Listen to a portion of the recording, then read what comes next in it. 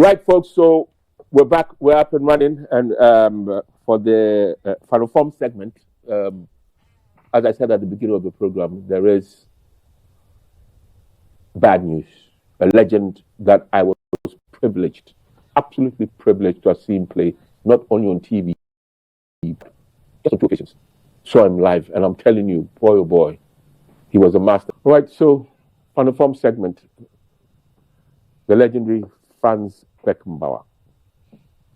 I'm sure those of you who met him in 2000, was it 2000 or so, the year 2000, when he came to Ghana to solicit support for Germany to host the 2006 World Cup.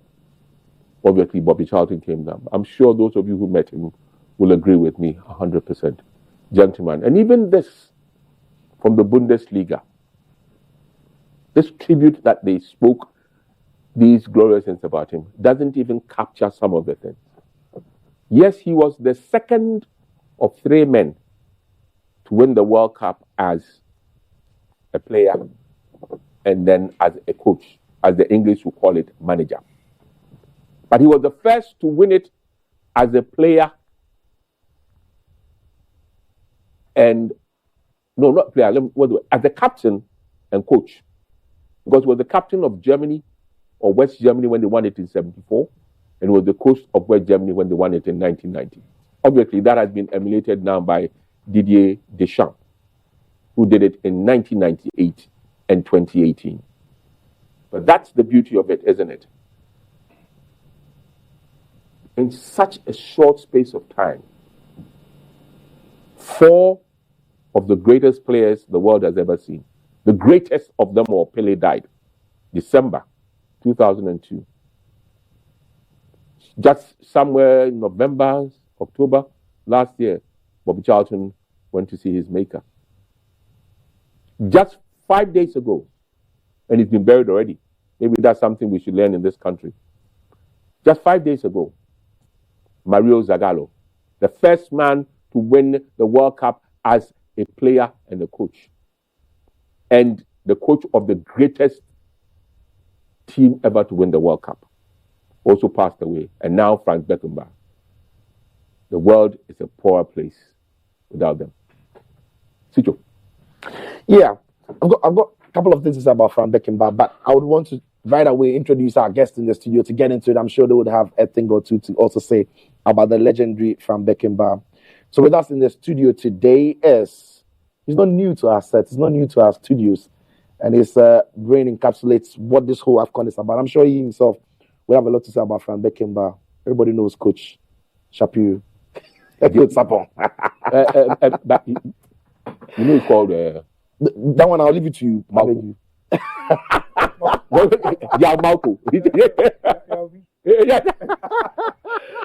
Coach, welcome. Happy New Year to you. Good to have you. And also joining Coach on the set today is Felix Romark. He was here yesterday, and today he comes back to continue with us. Felix, good morning. Good to see you again. Good morning, Sito. Don't forget, yours is which one?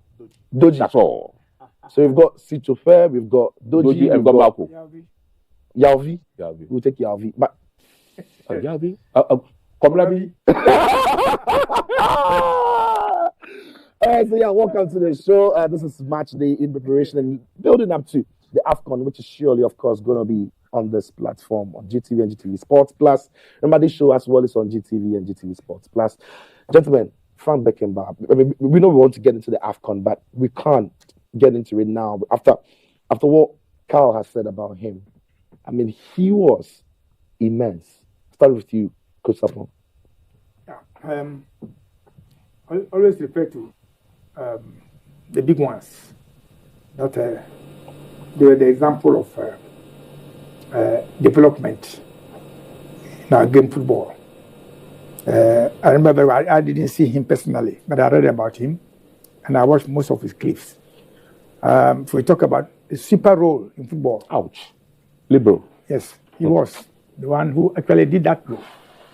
His performance is akin to our own Kukudazi. That's exactly what I was going to say. Kuku picked it up. Picked up from that side.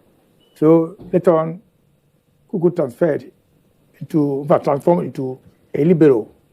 Libero is a Latin word. Libero means free. That means you can move from defense and assist in the attack. Yeah. So you're a libero. You're a free man. But for Beckenbauer, he was a sweeper, like a broom. So when every chips are down, he was the one who collects back. Very skillful player. So no doubt, German team was very solid in the defense. So that's they said, he's a gentleman. And you see, whatever you do in this world, it goes after you. When you leave this world, people will talk about you. Right. Because a bad man, people will talk about him. But in our side of the world, even if the person is bad and he dies, he's praised. I don't know whether people fear the ghost.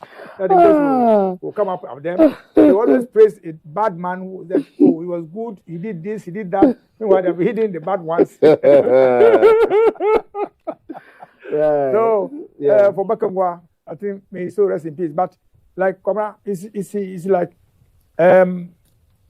Mrepon Tutu. Mrepon Tutu means the big ones are being uprooted. Okay. Zagallo, 5 days after Beckenbauer. And look at our own people here. Yosatukefio, Kochade, Afrane, mention them, Kukuda, sorry. Some the players, Papa, this particular player. Papako. Yeah. Papako. See, the big ones are being uprooted. You see, so, well, I don't know. There was a man who drew my attention to the fact that once the big coaches are going, I should be very careful. And let me bring in Felix here. Felix from Beckenbauer. What a legend. I mean, they've said a lot about him, but I'm sure you've got a couple to say. Well, I read a lot about him. In fact, the first World Cup I watched as a kid was Italia 90. And I was then supporting Italy. But I began to like the Germans, and they went on to win the trophy. And if you look at him, I'm sure that for those who love Bayern, and you read the history of Bayern, you can boldly say that they are where they are as a European powerhouse. Thanks to him, yeah. He won 3 consecutive Champions League title with him. But I doubt if there are few footballers that have achieved what he did in terms of football. He will forever be the first captain to lead the current World Cup. That is something that you can't take away from him. And I feel that there is a lot to learn about him. And I'm sure that the German national team, Bayern themselves, will play a very vital role in giving the befitting, tribute that he deserves. Coach spoke about dead people being praised, but we've had ex-footballers that have been controversial, but in as much as you can't pinpoint one to his name, I think that he's lived a life that has been, well appreciated by a lot of people. It's sad that we keep losing, legends. But we will. When somebody tells me when you keep losing your legends, it means you are growing. Yeah, I know. It's something. But there's one little thing I needed to add, because there was one thing that I've known for years, haven't read about it. Obviously, he started playing in 1963. Then at 18, he had intended to join his club, his boyhood club, Munich 1860, who were then the powerhouse in Germany. But he had gone and done something during a youth match, and he was pushed away, and that led to their detriment, because 2 years later, Bayern, who were then in the lower division, had come to the Premier League. And let's not mince words. 65, they got into the Bundesliga as it was. 67, they won the European Cup Winners' Cup, beating Rangers. Now, when he started at Bayern, he was a right winger. That's where the flair came from. By the time he got to Germany, that the German national team was the West German national team, he was a midfielder. In the 1966 and 1970 World Cup, he was a midfielder. The 1966, they didn't see much of him, because in the final, they had been given the job of shackling Bobby Charlton. Guess what? 4 years later, in that famous West Germany versus England match in the quarterfinals, where England went 2-0 up and Germany came to win in extra time 3-2, Beckenbauer not only played, but this time Bobby Charlton was given the job Marking marking him. Yeah. That is something. By 1974, he had already become super stroke, liberal, whatever it was. Yeah. We midfield at that and before then. And suddenly, we now see, we sit here and we ooh about Van Dijk, we ooh about Rio Ferdinand, we ooh about Baresi, we ooh about Maldini, and all those things. This was the chap who made it. Very popular. Bobby Moore started it in 66, but people didn't see much of it. Yeah. But he was the one who totally invented that. It took it to another level. Spare man, those were the words I was looking Yeah, it took it to another level completely. moving up and class of his own. I think I was just going to say something around what you said. I obviously didn't watch him live. I'm still very young. I'm not your age. But when I've researched, I like to research about these legends. It gives you an idea of how football has evolved. When I was researching him, I was wowed really because, like you said, he was incredibly versatile. And whenever he shifted positions from a winger to a midfielder, he carried the winger straight into midfield. And when he retreated to be a defender, he carried the midfielder straight into defense. And at the time he was doing it, you don't see defenders comfortably passing the ball. Absolutely. But because he was a midfielder, he would pass the ball well from defense.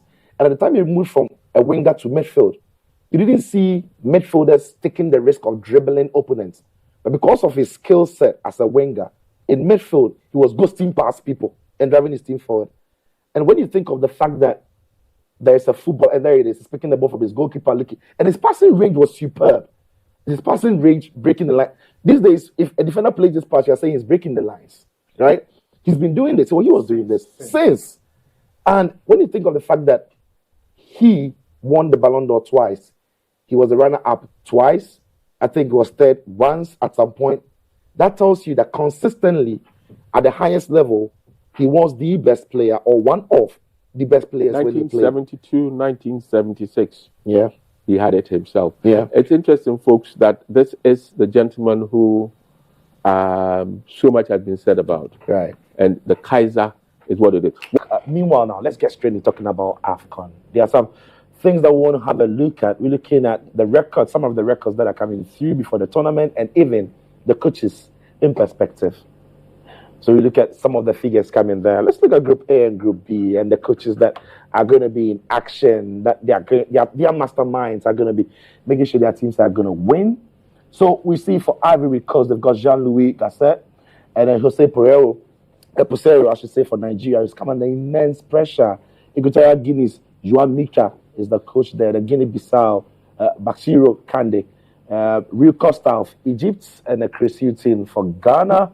Bubista. You know what annoys me? Go on. You know what annoys me most? Go on. I look at this, how many of them are local boys? When I say local boys, how many of them are Afro. indigents, not indigents of their country, of the country that they are representing? Yeah. Let me know. In the last AFCON, though, Felix should know. in the last AFCON, though, there were over 16 teams that had coaches from their own countries. Also, the numbers are the one checking that. This year, we'll have a look at that. And then there's got Chiquinho Conde of Mozambique. So these are the managers who are going to be managing these countries in Group A and in Group B. For Group C and D, though, Senegal's Aliou Cissé returns, trying to defend his title. Cameroon's Rigobert Song is also in the mix. He's won it as a captain for his country. Can he do it as a coach? For Guinea, there's Kaba Diarra. And Gambia have Tom Sanfe, Jamel Belmadi of Algeria. Remember, he won the last time Algeria won it. Very disappointed the last time out, but he has another crack at it this time. Hubert Value of Burkina Faso in Mauritania will come in. Amer Abdou. And there's Pedro Goncalves of Angola. Then for Group E and F, there's Jalil Kadri. For Tunisia, Mali will come with Eric Chell. South Africa, Hugo Bruce is in the mix. Namibia have Collins Benjamin. He was in action yesterday against Chris Hutton. We'll talk about that game. Then the man who made the record at the World Cup, taking the first African side to the semis, there's Wahid Regragui. And there's DR Congo who have Sebastian Dasebre. Wonder if it's a Ghanese. Right, and the Zambia have Avram Grant. Avram Grant has Familiar food. Familiar food. He was. It's the Sabo. The Sabre. Yes. The Sabre. The Ghanaian in me made me say That's it, The Sabre, yeah. Then Abdul Amuruchi will come with Tanzania in Group E and Group F. These are the coaches that will be in action. Okay, all right. For me, the most useless one is the last but one. Why? Please. The last time you played in the so useless. The last time you played in the I did, final. but I need to. The last time Ghana played in the final, or got anywhere near it, was with him, wasn't it? Give him some credit, Carl. Give him some credit. I need to ask this question because we'll be going to the slide very soon. Right. Does how much a coach is being paid or earning affects the performance or the coach's performance on the field of play? Well, it's neither here nor there. Okay. Why neither here nor there? Depending on what the coach wants. Sometimes the coach shares the money aspect of it because people don't know what is happening in that aspect, in that area, and sees to the performance of the team. That tells much about him for record wise. He's going to coach that team forever. He will move on. You see, so as he moves, of course, money is something, but if you look at that one, you may not progress. You are going there psychologically down. Especially so in this country. I want to come down to Ghana, where players are paid bonuses and coaches are left out. When the coach raises a finger about it, then he's going to be sacked. Then the manager tells you don't tell me what I should do with my team. In that wise, the coach is reluctant to even go to training. And that brings a lot of problems in the team. So you see the performance of the team coming down. That is one aspect. But at this level, like the national level, it's a different ballgame. Because one day you might move from Ghana to Algeria to any place. So if you let the money aspect supersede your performance, then you're killing yourself. All right. So we've also got the some of the highest NS Nyafu. coach, highest earning coaches coming into Nyafu, Edgar. Not Not the one. not GH. That was the hard one, the hard currency. So let's take a look at the highest earning coaches coming into the AFCON and if that actually really influences what they're going to do. So, highest paid coaches in Africa per month ahead of the AFCON, Rigobert Song, 29,000 euros. And we've got so this is from the bottom up. Hello. Yeah, this from the bottom up. Yeah. Jalil Kadri has got 11,000 euros. Jalil, is it Tunisia? For Tunisia, yeah. Only 11,000. Yeah, 11,000 a month. Yeah. I thought we would have had more patriotism. All right, let's move on and see. Who's next. You are the man who's won the AFCON already. He took Senegal to the World Cup, and they didn't disgrace themselves. Only knocked out by England.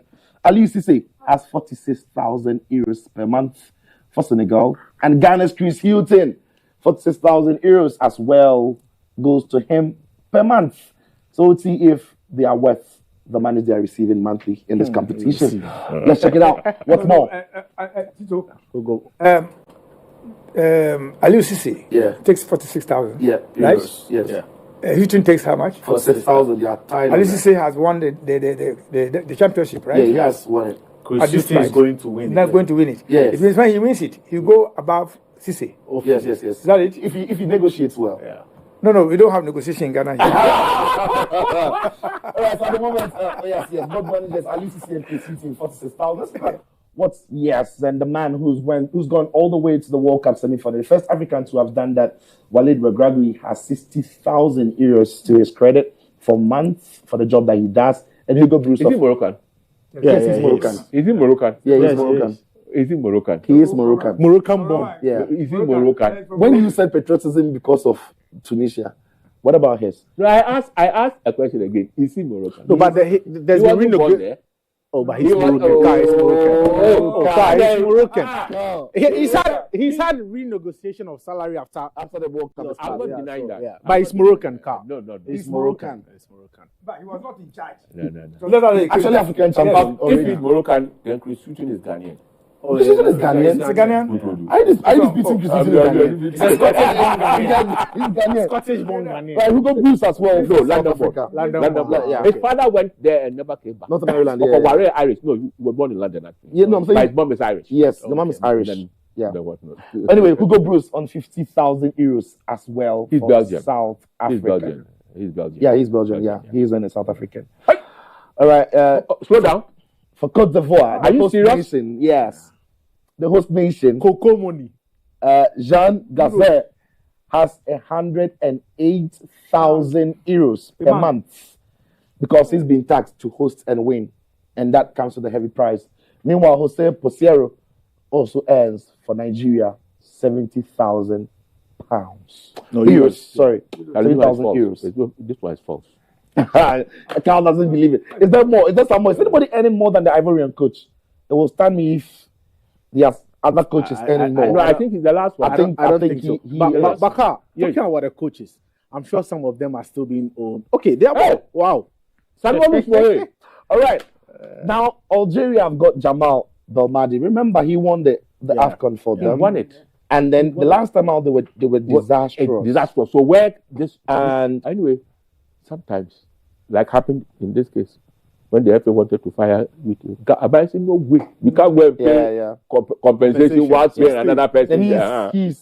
So maybe it's so 208. That's 100,000 more Than than the Ivorian coach. Yeah. And then there is also Real Victoria, who's also for Egypt earning 200,000. He's of euros. Portuguese descent. Yes. So So it means Egypt is coming to the World Cup with another Portuguese. with AFCON. To the AFCON. Sorry. So Portuguese saw the dick. Yeah. Yeah. But Baka, I was about to say, I'm sure some of them are still being owed salaries. Like the rumors coming out from Senegal. It's Hold even on. Aliou Senegal, Cissé. Hold on. Nigeria. You said what? Some of them are still No, being. no. Is that what? Yeah, I'm still- sure. Yeah, I'm sure. I'm sure. Are you certain? No, I'm sure. I'm sure. But Baka, on a more serious note, you spoke about the 24 coaches. 13 of them are from Africa, and 11 are expatriates. Yes, and we have 3 of them coming to the tournament as former winners of the trophy. Belmadi won it with Algeria, Algeria. Hugo Bruce with Cameroon. And Bruce. Yeah. So in fact, the last 3 editions, the last 3 editions, winners are there. yeah, the winners are there. So we see how far they will go. I think 4 of them are from France. I know Botswana is coming with a French coach. There are quite a few French and Portuguese in there. Yeah, but let's hope that the man from Ghana will go On his far. 46,000 euros can Yeah. deliver the title. Anyway, so that's for the coaches. Meanwhile, yesterday we did delve into the Group A. Yeah. We looked at all the permutations and how strong the squads were.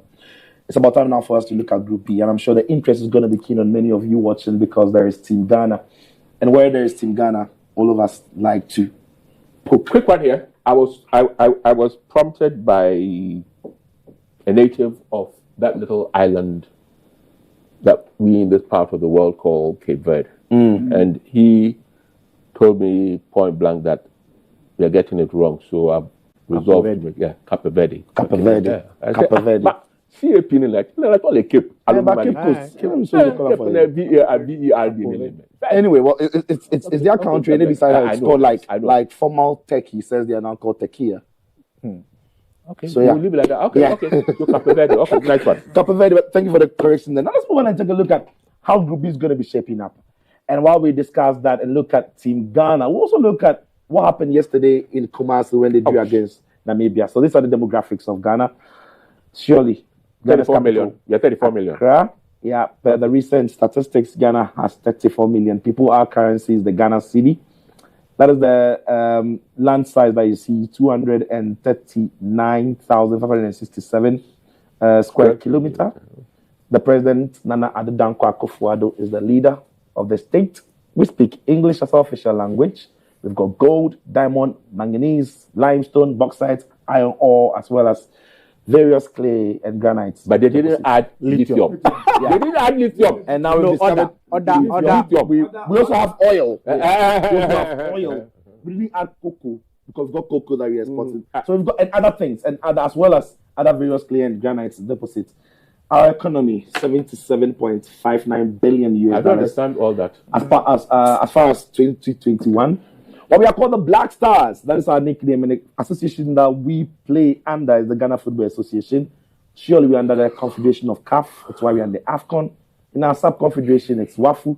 We are happy that our GFA president is the WAFU B president. Chris Hilton will be our head coach into the AFCON. The captain is Andre Morgan Rami Ayew. He's going to be making his 9th appearance in an AFCON. And most cap is Morgan Rami Ayew, again, 115 games to his credit. But the all-time top goal scorer is that legend, Asamoah Gyan. He scored 51 times. And the appearance at the AFCON, we've been there 23 times, winning it 4 times. Our first appearance was in 1963. So that's Team Ghana and our profile.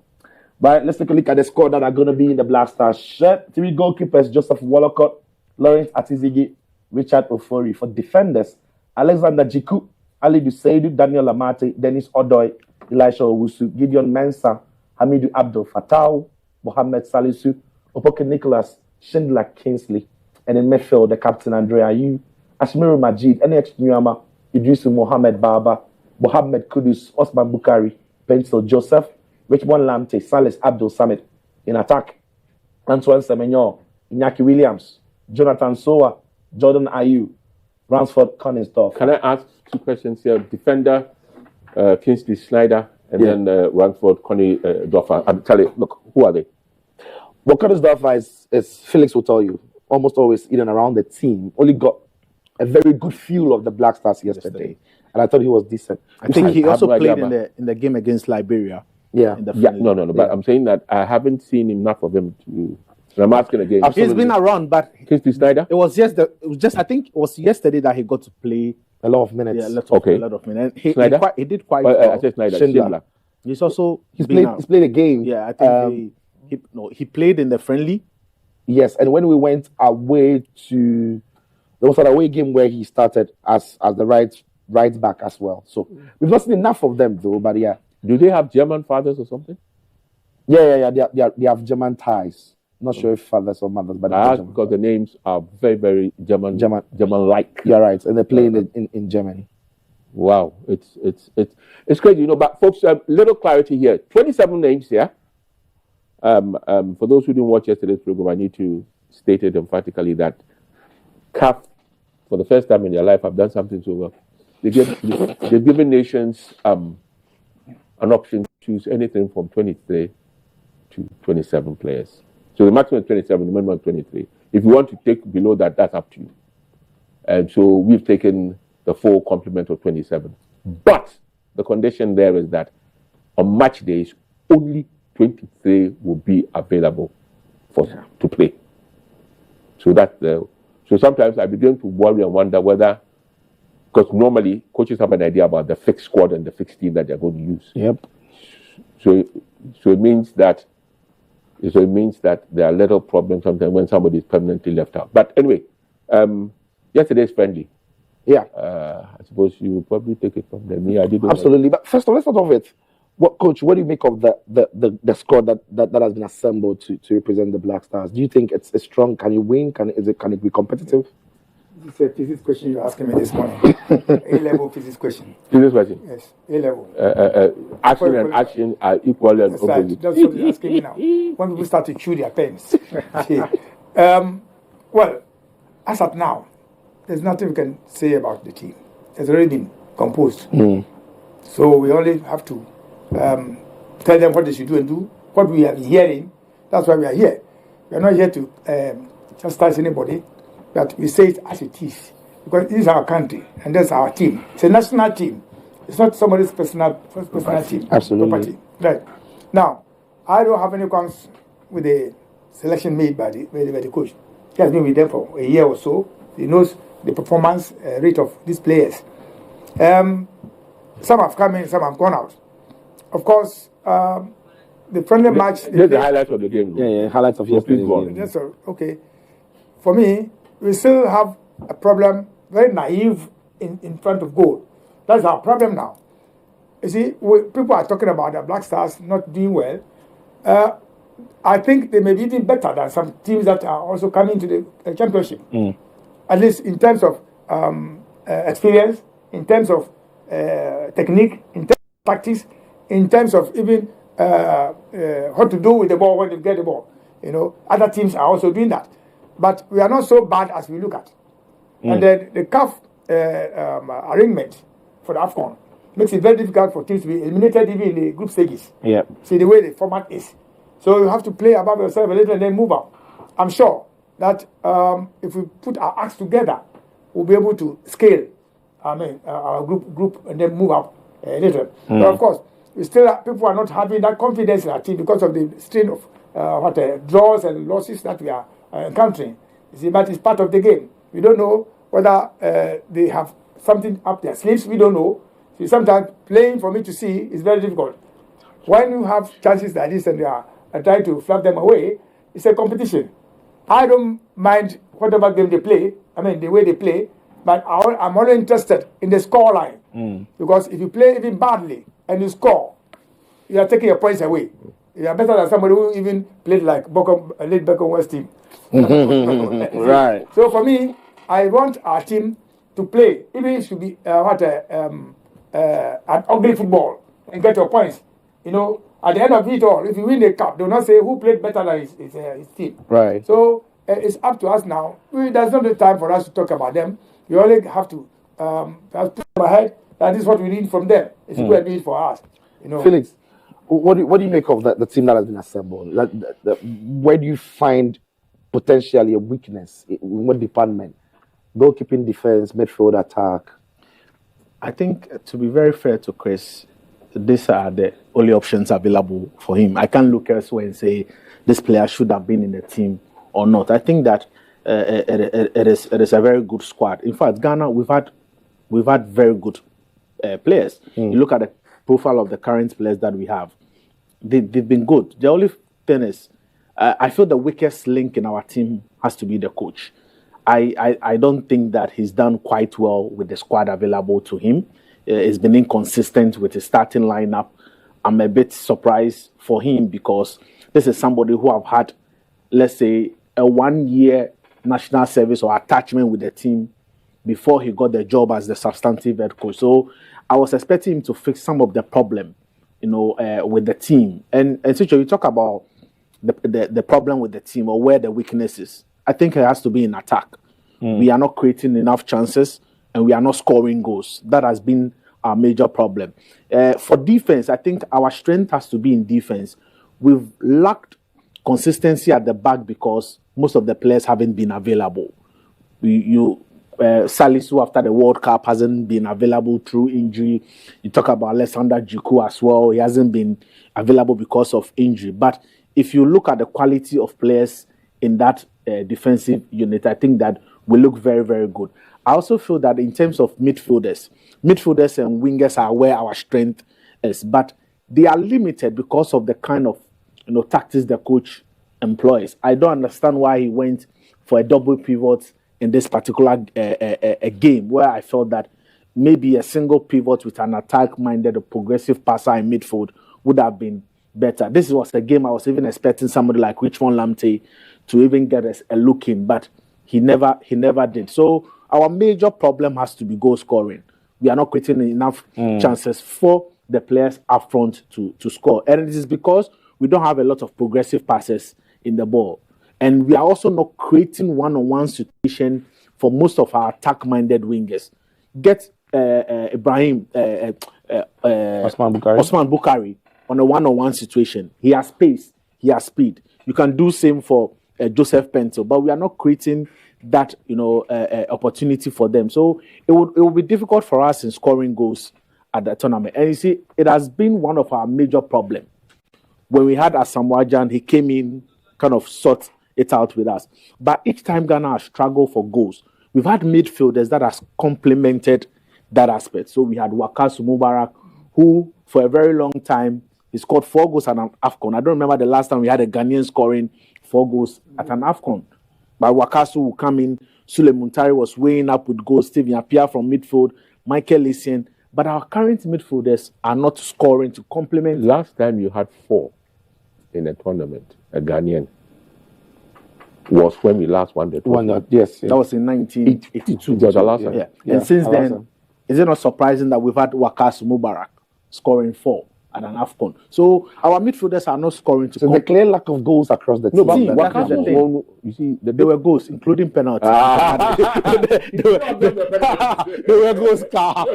So you see, so that is the issue, and it's goal scoring. I ask myself, we have a very defensive-minded coach. Even with that, we still concede goals. But the technical team, do we have an offensive-minded coach? You coach. Felix mentioned a very good point that the other managers coming into the competition with defensive coaches, attacking coaches, and different other hands to help the technical team. As a coach, going into a tournament like this, do you think Chris Hughton's technical team is a bit thin? Don't look at the fact that he's got a goalkeeper's trainer, he's got an assistant coach or 2. It doesn't look like the technical team is bald enough, does it? Well, if we look at his pedigree as a former player and a former coach in Britain, in the UK, people, claim that he's a defensive-minded coach. But honestly, I've not seen that trait in the Black Stars. Yeah. Why? Because we are a flair.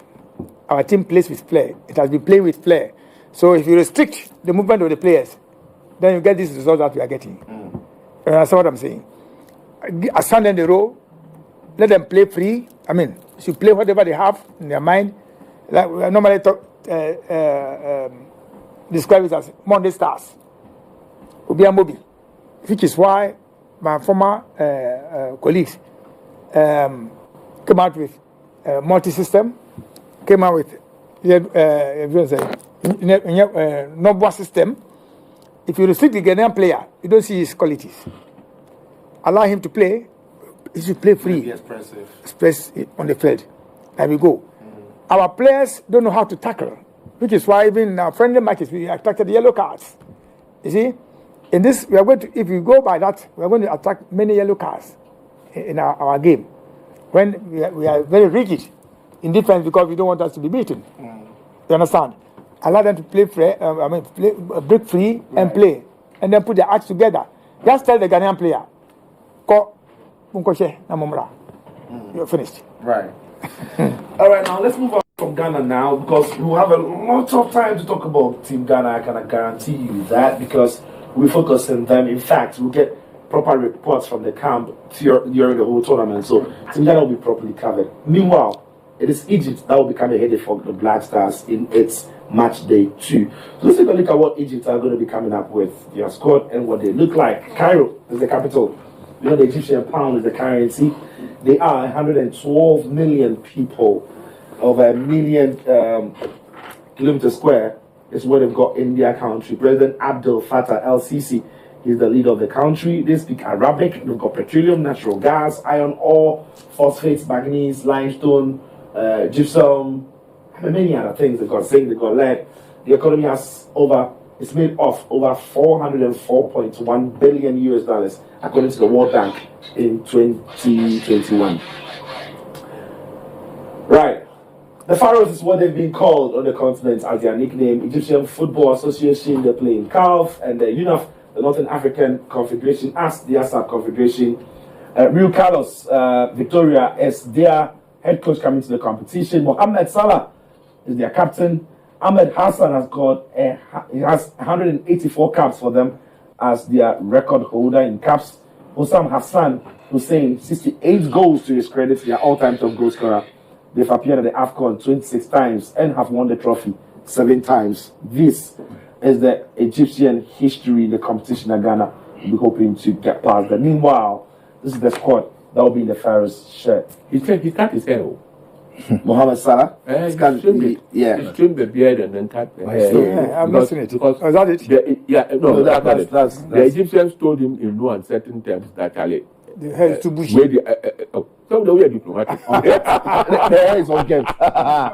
Well, for the goalkeepers, Ahmed El Shanawi, Mohamed Abdul Gabel, Mohamed El Shanawi, Mohamed Sobi. They are the 4 goalkeepers that are going to be coming. Surprising that they came with 4 goalkeepers.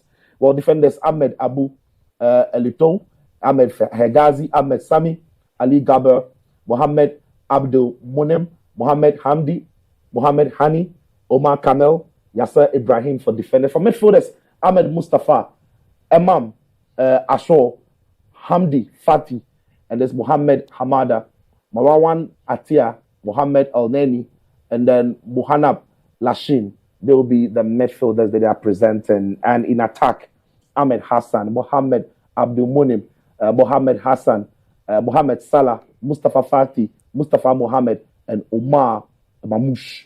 They would be in the squad for Egypt. Surely, it's when you look at the group, with all the greater respect to the other teams, it is Egypt that looks like it's going to be that team that is favorite in the side, and Ghana has to be. Of course, and not just favorites for them to qualify from the group, but favorites to win the tournament as well. And when you have Salah, you have about 10% chance of winning. And the Egyptian team, one thing that have really worked for them is how good their domestic league is. So you look at the squad you put up, 7 of them are from the Egyptian champions and the current holders of the the CAF Champions League, El Ali. They have 7 from Pyramid. They have 4 from Zamalek. And these are players that are only 7 of these players play outside the Egyptian. That's true. So already they know themselves, and about 80% of them are returning to the AFCON. Yeah, so the consistency has always been key for the Egyptians. And you look at Mo Salah, the last 3 AFCON, he contributed about 40% of the goals they scored. Yeah. And then the last 2 years at the AFCON, he contributed 75%. So he's the one that normally gets the goals for them. And that is the reason why a lot of teams come into games against the Egyptians trying to stop Mo Salah. But they equally have very good other players that are getting them the goals. And you see, you look at the El Ali team, 7 of them that are playing for the Egyptian team currently played in the World Club Championship. Yeah. So they've had a lot of games. They've had that understanding, and they are very competitive. Even though you look at the Zamalek players, the Pyramid players, among themselves, they are very, very competitive. And I think that aside that, they are very patriotic. And sometimes when you show that patriotism and desire, you go far in tournaments, and I'm expecting them to go. If they get out of the group, which we are all expecting, because at least the best 10, if they don't even finish second and first, they will surely come out from that group. But if they are able to go past the knockout stage, because definitely they will be meeting one of the teams in Ivory Coast, the Nigeria group. If they get past that group, they are surely going straight into this. For me, I think that their worst will be a semi-final spot. Team Egypt coach. Yeah. I want to throw our mind back to 2006 when Shehata was the head coach. Yeah.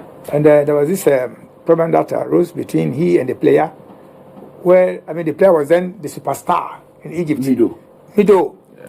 And then he told him in the face, "Look, I'll kick you out. Yeah. Egyptians can hold me for anything."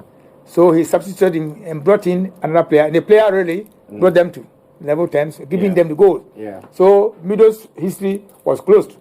So I asked myself, I was there with Kwame in the studio discussing. Say, Kwame, if this guy had not scored, in that time, in that game, what would have happened to Shehata? Knowing the way these Arabs were, Egyptians are. You see, that was a consistent team, and they went on to win against the Ivory Coast in the penalty shootout. And a very classic goalkeeper like El Hadari, So they built on that pyramid to this level.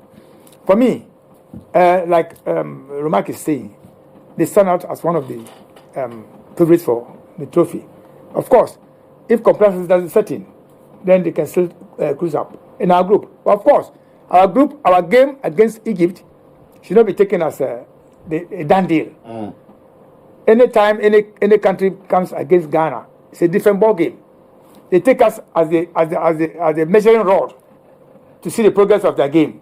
So even Namibia playing goalless draw against us, they are happy because for one time, Brazilians of Africa came down. Do you still think we still have that fear factor? No, we don't have. Nobody fears us again. People even rather fear Cape Verde and others. Yes, I'm telling you, the Comoros, people fear them now. Once you beat Ghana, crowds fear you. You see, we should not sit back and say that all is done. But for Egypt, I still look at them as contestants for this cup. Of course, if complacency doesn't set in, but don't forget that Cape Verde or Mozambique can surprise them. Right. Yeah. All right, so that is Egypt that will be playing in Ghana's group. It's Ghana's second fixture in the competition. Just before you get to Cape Verde and Mozambique, I just wish, because how many goals has Salah scored in the tournament? I'm asking this because I get the impression that he's the one person who doesn't shine at national level, but it's a different person. Yes. We have players like that. Even in Ghana, I've always kept on mentioning there was a chap called Henry Aqua. It was brilliant for Azakas and Outubok.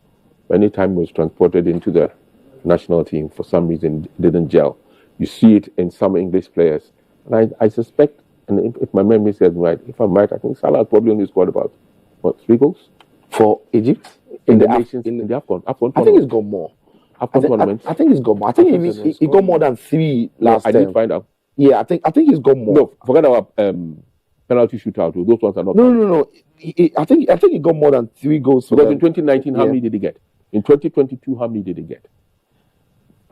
I think Felix ran those figures for us. Didn't win the cup. Absolutely. Yeah, again, and let's remember when Senegal, when Algeria won it, they beat Senegal to it. Sadio Mane Senegal. When Algeria won it, that was in 2019. They beat Senegal to it. And the year that the AFCON that follows, Senegal wins it. That is the one against Egypt in the final. Won it against Egypt. Penalty. You wonder if that trend continues, will Egypt be bouncing back stronger? Because they were in the finals. We talk about Egypt as safe. They've been disappointing some but they were in the final, only lost on the penalty shootout. I won't deny that, but they had also lost during the group stages.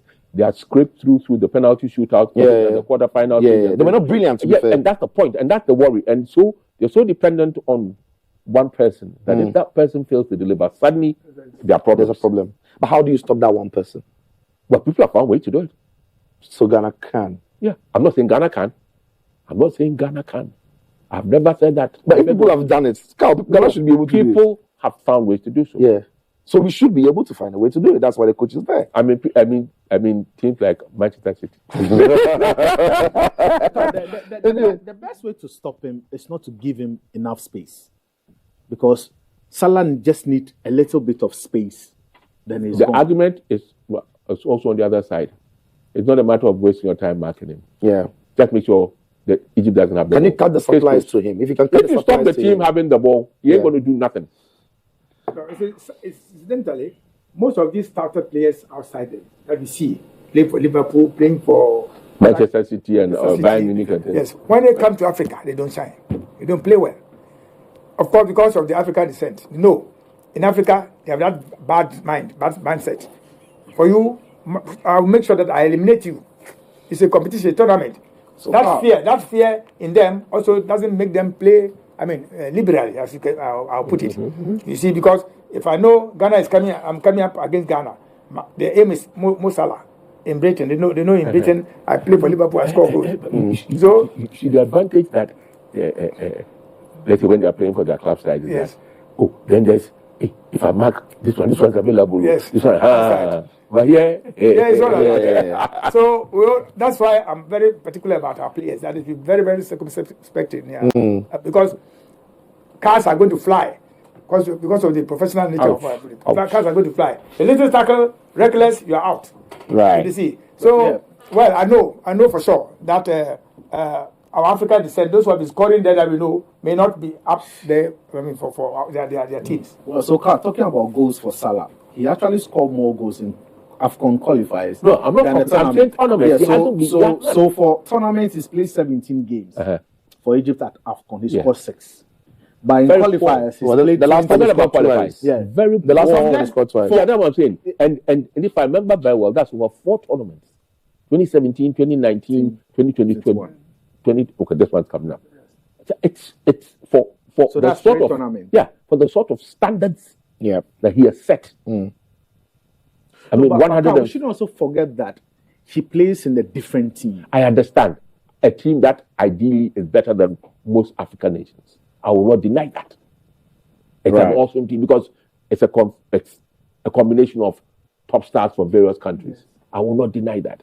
But I'm saying that that's where we still expect Because the same thing seems to be happening if you go to look at some players who shine of the South American descent, who shine in England, in Germany, in Spain. But when it comes to Copa America, it's another kettle of fish. Because in 2021, he scored twice. In 2019, he scored twice. And the last AFCON. Yeah, when you think about the fact that they went all the way to the final last time and he scored twice. I really thought he's not. He's had a bit more. Anyway, let's move on from Egypt now. Again, we'll be focusing on Group B a lot more as well because there is Team Ghana and there's Egypt in there. But it's Cape Verde, another national team that can cause all the upsets in the world because for them, not many people give them the chance. But it's when you're an underdog that it can be dangerous. Oh, they speak Portuguese.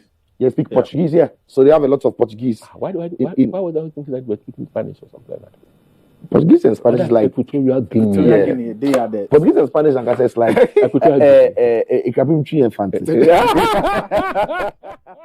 right. So Praia is their capital. Cape Verdean escudo is their currency.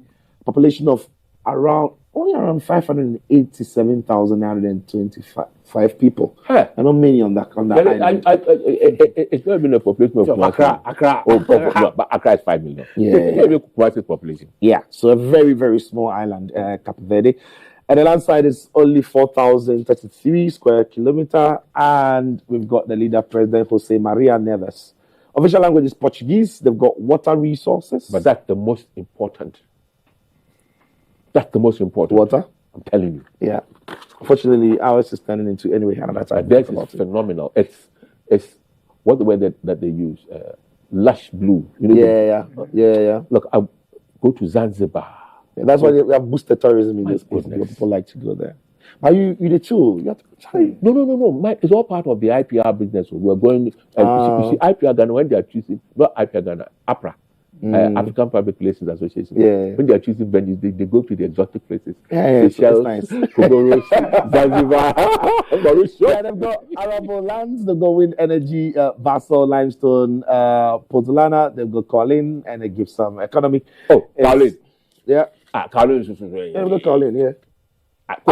Okay, Colin. Yeah, they got Colin. And right, so the Blue Sharks, as they are normally called in English, Cape Verdean Football Association, obviously in CAF, they're playing WAFU Zone A. Pedro Leitao Brito is going to be their coach for the competition. Ryan Mendes is captain. Ryan Mendes as well as had most appearances for them.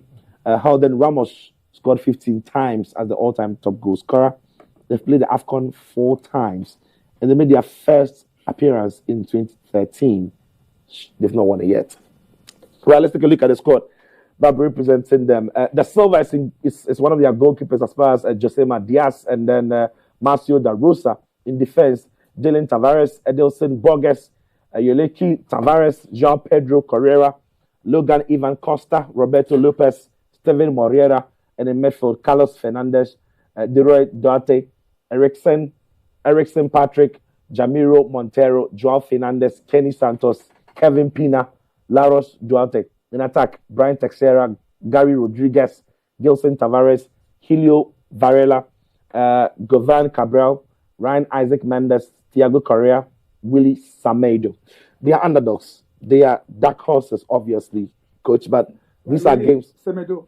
Yeah, Willie Samedo, very known. You know, yeah. Because I'm talking about our Semedo. Well, if I told you that he's going back to his roots. When I call him Marco, he said Yavi. Okay, Yavi. well, yeah, they're dark horses, but coach, it's always dangerous to play against a team that already accept their underdogs. They've got nothing to lose. It can be dangerous. Yes, unfortunately, we are also not performing well. Right. So they are going to hit on that. Don't forget that anytime we play any competition or any friendly match, the whole world looks at us. They will watch us. Yeah, this is the team we are going to play. How did they fare? You know, I would not be surprised that if the coach will just rally them around, come and sit down and watch how Ghana plays. So you know who to pick on when we meet them. They are going to be very, very dangerous in our group. Very, very dangerous. You know, they are unsung heroes. You know, and then most of them, I don't know whether they play outside their domain. Also, in Portuguese, lower leagues. Yes, to go there. Some are in Spain. Spain, so yeah. That makes of them are foreigners. That makes them a formidable side. You know, for me, I'm saying that all teams that have qualified to play in the AFCON qualified on merit, and they are coming there on merit. So you don't say that perhaps I have a name or something you are going to run over them. No, you must be prepared for anything, and I'm sure. If some of their qualifiers, yes, could go on. You see, they are a compact team because they are together, and I think the locals dominate their team. So that makes them a very dangerous team. But for me, our biggest test is against these underdogs. Cape Verde and Mozambique. Right. After Egypt, we know them, but these other people, we don't know. They know us, we don't know them, because our names are always going up there. Yeah. So for me, they're going to be very dangerous against us. That is where our stardom starts. If we are not able to eliminate them, to be able to beat them, then it means we are going to make our AFCON another difficult approach. Felix, Cape Verde. They are very good. They are very, very good team. Even their recent results, drawing against Nigeria in Abuja, beating Burkina Faso. So they know how to play the West Africans very, very well. And any Portuguese, minded team play good football. And I think we've played against them a couple of times. We didn't have it easy at all. I am very hopeful that in the opening game against them, we should go into that game knowing very well that a win would do us very, very good. Because if we fail to win that game against them in the opening game, that will be a disaster. It means that game against Egypt definitely should be a must-win game. But I think that we are in a group that we face teams that have been like them before. If you compare even the group that we qualify from through the qualifying series for the AFCON, you talk about Mozambique, you talk about Central African Republic, they look similar to the type of group that we find ourselves in. And I'm sure that we should be able to manage them and get a win. But truth be told, there are no easy game at AFCON. In fact, for the first time in the history of AFCON, there are no debutants. That tells you that these teams that are coming in have experience. And most of the time, you look at dark horses at the tournament, and I've already tipped them as one of the dark horses. Last 2 years in Cameroon, we saw what Gambia did. We saw what Equatorial Guinea did. Madagascar did. Are you in favor of this expansion? Yes, I am. I think that the expansion has allowed other teams to kind of express themselves, know very well that it is an honor to play at the African Cup of Nations. And then they've made it very tough for some of the teams that have eventually gone on to win the competition. Some have argued that it brings the standards down because not at all. We watch Euros with San Marino and other. No. I'm saying you don't watch Euros. I'm saying that we watch. You don't watch you watch qualifiers. Okay, but I'm talking about qualifiers. But once in a while you see this underdog pop up at tournament. I think that expansion. I'm saying this because for those of us who were growing up in the late 60s and early 70s and going on, around that time there was no name of Holland, but suddenly there was a talent. They didn't need to expand. There was a talent. There was only 60, and then suddenly back best Poland and the rest. So I'm wondering whether if you do have players, if you do have a coach, you will still serve even if it's limited to. Isn't that more difficult? Let's just say the AFCON as it is now, 24 teams. If we decide that next 2 years we want to play 8 teams, we will still have 8 teams though. But what that means is that through football means some other quality teams won't be there. Even if you want 2 teams to play the AFCON, you get those 2 teams. But what that means is, by football means, some quality teams won't be there. But to be fair, on the continent, the golfing class between the elite African countries and the emerging African countries has closed. Narrowed down. It's really narrowed down. So it makes the quality of the AFCON still, appreciable. You can still watch games and not look at 5-0 scorelines, 6-0 scorelines.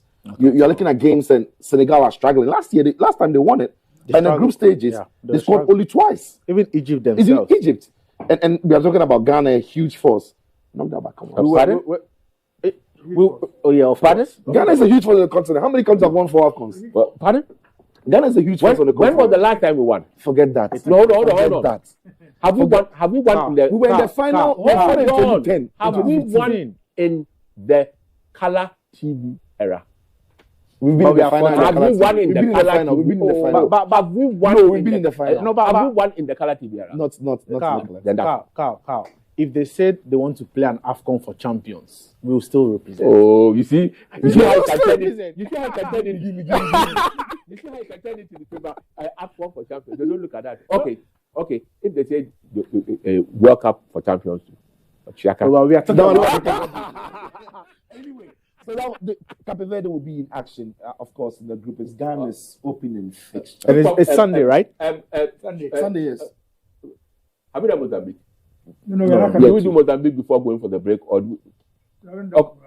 Mozambique. Let's wrap up Mozambique quickly, then we go for the break. okay? But Well, okay. Let's wrap up Mozambique and then go for the break. let's take a look at what Mozambique will offer then, and what they bring to the table. They are also one of the teams that are coming in as the dark forces, or if you like, underdogs, but they can pose all the threats. So Team Mozambique as well is in Ghana's group, together with Cape Verde and Egypt.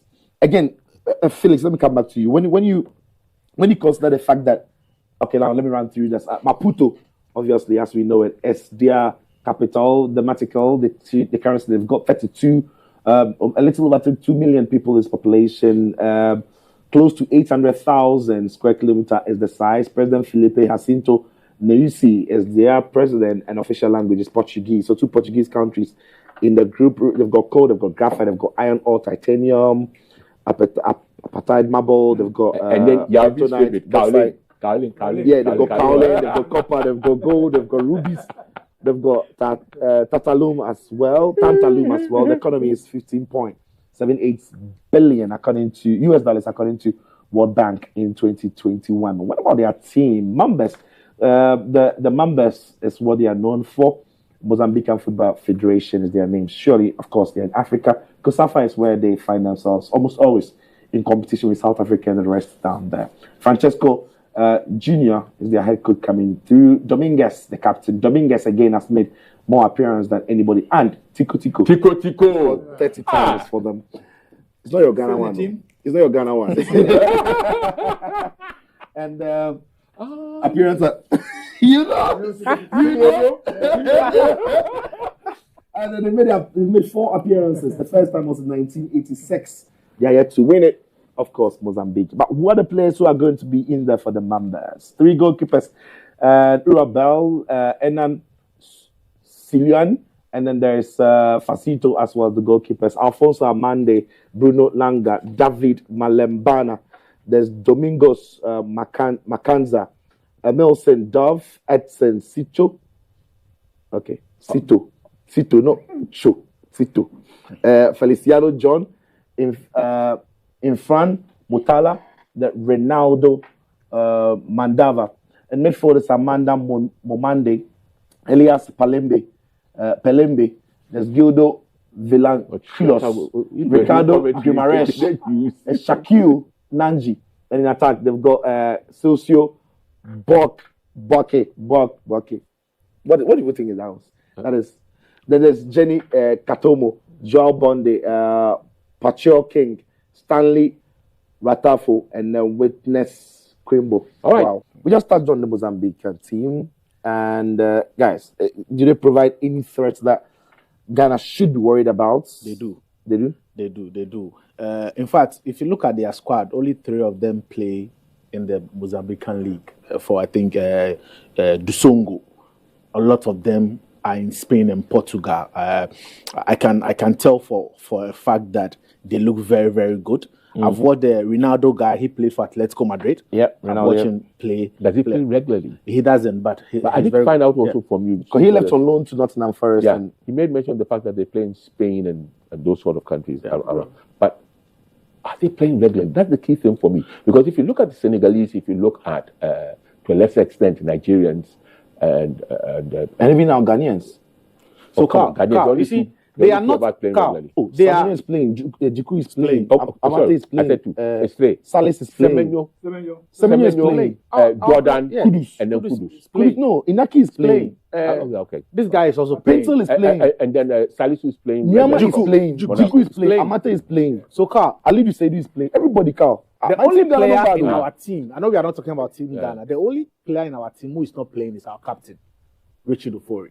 He hasn't played any club football for the past season because of injury. Yeah, he's Deputy the captain, yeah. Deputy captain. Sorry, Okay. no, because I saw him with the head. But talking about the Mozambicans, they are not playing in the top teams. That's the point. But they are playing regular football. That is key. But they're playing in the Premier League.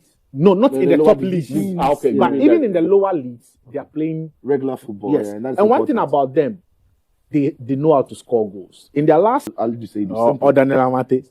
No, Amata will be comfortable waiting to block.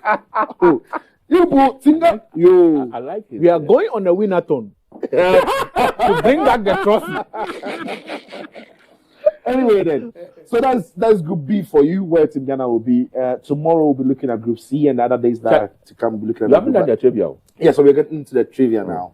So there's the trivia coming for you, the AFCON news, and the trivia segment that is going to be coming your way. Let's take a look at what we've got for you for today in the AFCON trivia. Okay, so there you have it now. So the Total Energies AFCON Cote d'Ivoire 2023 begins on Saturday, 13 January 2024. That's it, folks. As you can see, some Kwame B. Ajman. You see, it's the B that you have just written Wachi Ajman, and then it's straight there. And then Ebo Apia, Charlie is going to be explosive tomorrow. And it's Ebo Apia and Kwame Wachi Ajman in the house. Oh boy. I'll be here, of course, with, let me pronounce it the way it's pronounced. Sisi Cho. Fantastic. Achim. A.K.A. Philip. That's his name. That's the name his father gave to him. And that's the name. Are you saying my father didn't give you Cho? Oh. We have to end the program. Thank you very much, J.E. Yaobi Sapor, for coming on the program. And thank you very much. Give me another name. I bet you don't say Yaobi. Maybe come out for me. Okay, right. Oh, But yeah. only for television. I saw yeah. But only for television, Yavi. On behalf of my co-host, none other than Philip himself, and all the guys who are here who have made it possible, including the boss man himself, the channel manager. I also propose to my